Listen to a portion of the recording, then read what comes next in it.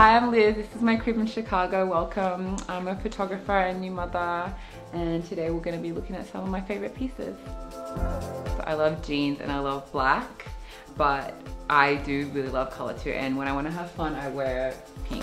So for the new season I am loving denim. It's so comfortable and so easy. I love this denim jacket. The fraying for me is what makes it more now and relevant, and it goes with like all my patterns and all my crazy colors, and I love a bit of denim on denim too.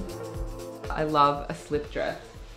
So I have like hundreds of things that look like 90s that I wear with high heels or with just my sneakers, my trainers. I do so much thrifting. I go at least once a week. It's like my hobby. My husband calls it my gross hobby because he thinks it's really dirty, but I love it because I thrift everything. Who knows where it's been? As soon as I get home, I rip off the tags and I wash it straight away.